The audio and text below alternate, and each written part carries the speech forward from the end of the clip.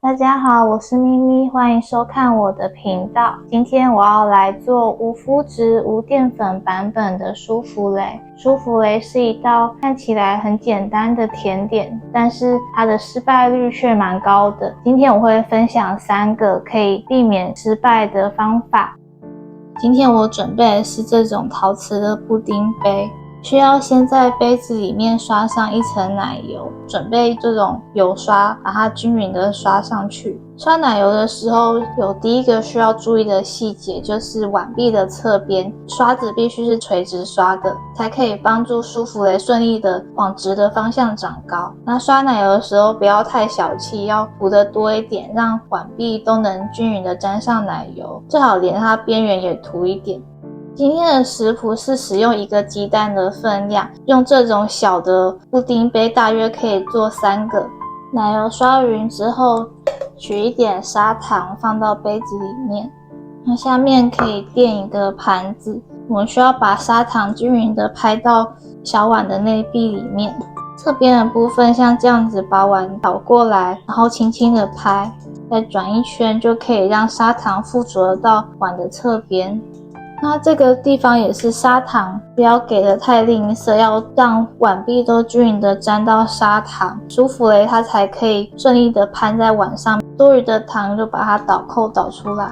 像这样子大致都均匀的沾到砂糖就 OK 了，剩下的糖可以倒到其他的布丁杯里面。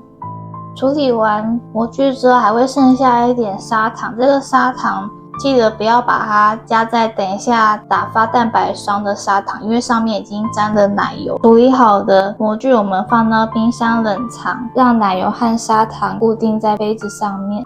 准备1颗鸡蛋，把蛋白和蛋清分离。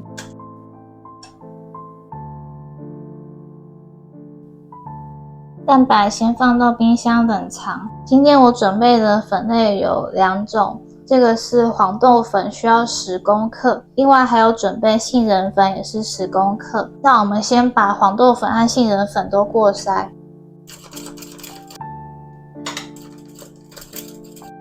这样子过筛完成之后先放到一旁。接着我们需要准备40克的牛奶，需要放到瓦斯炉上面加热到冒小泡泡为止。现在牛奶已经加热完毕，把刚刚的粉类倒进来拌匀。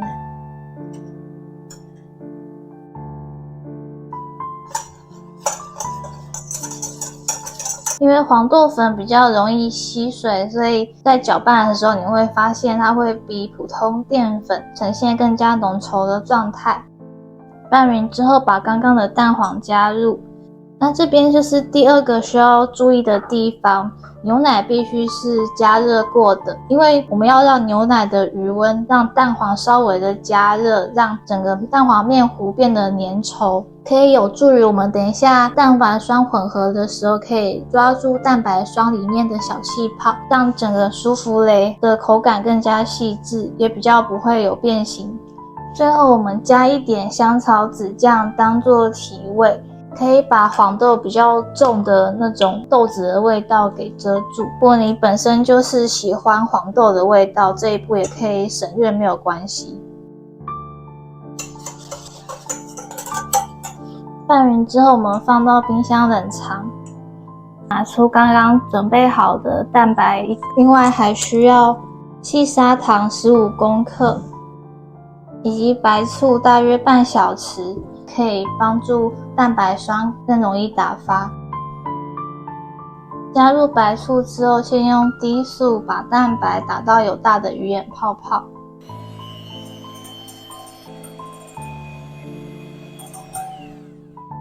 像这样子有大泡泡的状态就可以了。把砂糖一次加入，先用低速把糖拌匀，再使用中速打到湿性发泡。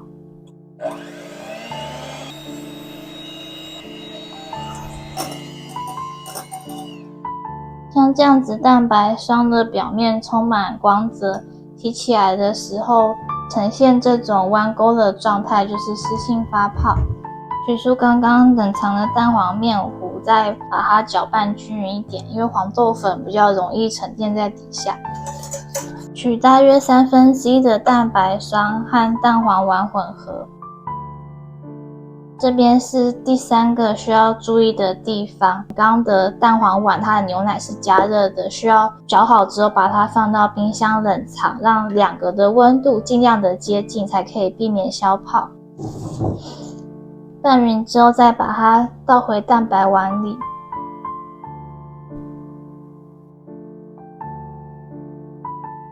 像这样子拌匀之后，我们就可以填入模具里面，大约填8到9分满。